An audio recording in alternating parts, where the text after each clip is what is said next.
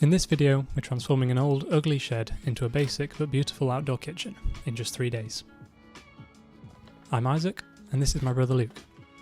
I've never made a YouTube video before, so we'll see how this goes. Luke's been wanting an outdoor kitchen since he moved into this house about 2 years ago.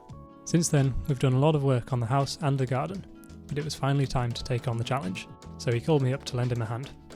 We'd already prepped the ground, but first things first, this shed needed some seeing to. The front wall had for some reason disappeared since the shed was built, so we got to work nailing on some fresh boards. But just when we got down to the last one, we found that all the wood we had left was so warped it wouldn't sit flush to the roofline. Luckily, the gap to fill was small, so I cut a straight piece out of one with a circular saw, and we were good to go. Sick. Looks so much better. And then I cut a big hole in the roof, just on the end though. See, the plan is that the shed will still be a shed, but we're going to extend the roof over the new kitchen in one continuous roofline. Chopping back the existing overhang would allow us to use the shed structure as support for the new roof. For the frame of the new structure, we skipped the dig-in and the concrete. Instead, we went for big metal spikes straight into the ground. Luke held them steady while I knocked them in and tried my best not to sledgehammer his fingers. We cut the beams, screwed them in, and slowly our pile of wood started to look like something.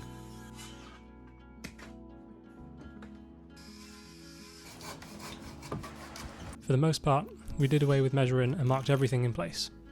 I find we make less mistakes this way. Once that was up, Luke gave it a very scientific strength test, which looks pretty good to me, and we chucked a sheet of OSB on the roof, which was perfect timing because it started to absolutely pour. Or in Luke's words, It's raining sideways. we kept working through and it dried up pretty quickly. After adding a couple of joists, a bit of marking, cutting, a couple of screws, we had a pretty convincing roof. But we weren't done yet. We decided to extend the roof on the far side too, for some additional garden storage. This was mostly the same process, except we already had a concrete post in the perfect place. With the frame attached to that, it was strong enough for Luke to swing on, so we said job done. That was day one. Shed fixed, frames up, roof over the kitchen. That was more progress than I expected for the first day, but we were tight on time and there was still a lot to do. So day two started with finishing off the roof. A couple more joists and some OSB, and that's the main structure built. Before we could lay the felt, Luke chopped away some branches and Angus the cat came for inspections. We rolled out these 10-metre lengths of felt, overlapping them so the rain runs off, and that got attached with clout nails. A bit of tidying up along the edges and that was the roof done. Now we're watertight and ready for the exciting stuff that's going underneath. This was the bit we were really here for, the kitchen.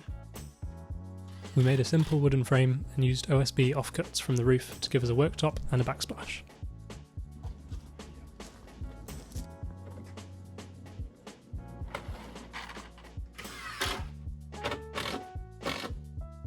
The space underneath will be a wood store, ready for the cold winter nights, and he could definitely do with the space. Now Luke had been holding on to a big stack of tiles that were in the house when he moved in, just waiting for the right project, and this seemed like the perfect time. They're waterproof, they're heat resistant, and importantly, they were free. Neither of us had tiled before, so this was a learn on the job kind of situation. The first challenge was figuring out how we cut them. We'd made the top the perfect size so we wouldn't need to cut any around the edge, but there was a sink to go in the left hand side.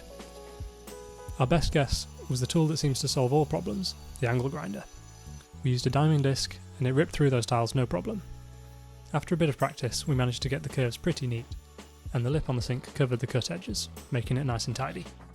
Cutting through the wood was much more simple. We just used a jigsaw, and the sink dropped right in. Lovely.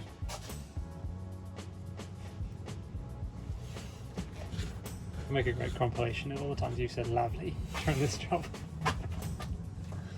Lovely. You can't tile straight onto OSB, so we added a layer of this cement board, and then it was time to tile. I'd throw on some adhesive and Luke would spread it out. We worked in sections so it didn't dry up before we could lay the tiles. We used little spacers to get the grouting gaps even, From what I understand, they're supposed to go in every corner, but when we tried that, they ended up just underneath the tiles. So we used our own technique and just wedged 2 in every gap until things looked good. The backsplash was the same. Backerboard, cut a hole, this time for the tap, adhesive and tiles. Lovely. Then for the tap, we wrapped the connections in PTFE tape and connected it up, hopeful for no leaks. Which didn't quite go to plan. Everywhere. But take 2 was much better, and we got the tap attached to the backsplash just as it was starting to get dark. That was day 2. Not everything went to plan, but it felt like we were most of the way there. Just the finishing touches to go.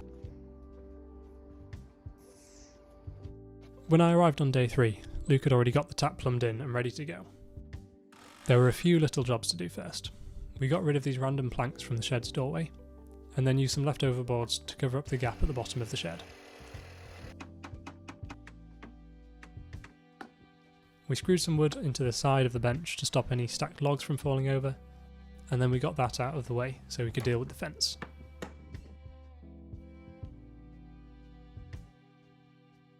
The bench came back in for the same treatment, and then we got to the trim. This is where we made our biggest mistake.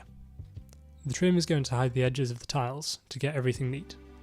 We mitered the corners, which means putting a 45-degree angle on each end so it matches up like a picture frame. Except the only 45-degree marker we had was the handsaw, and it did a surprisingly good job.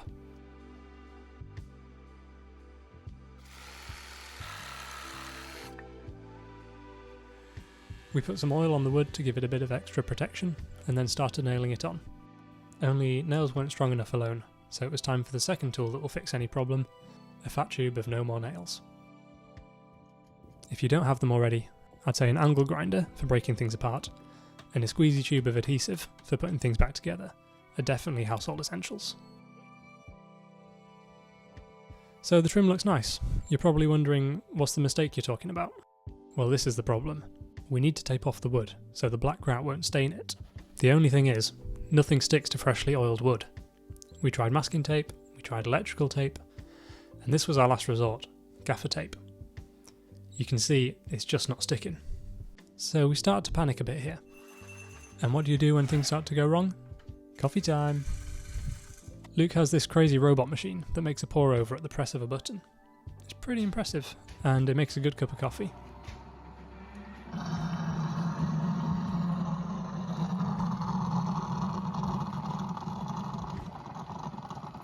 Back to it, and we were so focused I forgot to film most of the grouting. But we got there, and this was the aftermath. There was a lot of wiping and rinsing before those tiles came clean. And here was the damage that came from our mistake. Not awful, but definitely a lesson learnt. If you need to mask things off, hold off on the finish until afterwards. While I finished off the grout, Luke hooked up some power. Now we can plug in a kettle, a grill, I don't know, a karaoke machine if it feels like it. The sink dropped in with a bead of silicone, and we tidied up the hose with a couple of clips along the back. And that was about it. Job done. Luke painted the shed after I'd gone, and got the logs stacked up. All that was left to do now was enjoy it. He invited me and some of our friends round for pizza a few days later, and it was just the perfect space for cooking outdoors, especially with the pendant light he added now the evenings are getting darker. Beautiful. Look, it's not an American-style outdoor kitchen with built-in grills and fridges, but it's exactly what Luke needed. It's waterproof, with storage, power and running water, and most importantly, Angus approves.